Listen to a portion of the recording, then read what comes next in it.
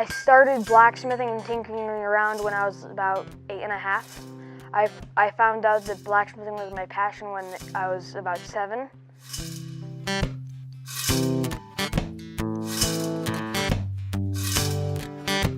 It's just the feeling. Sometimes it's just the feeling of the pounding on the anvil. Sometimes it's the creativity.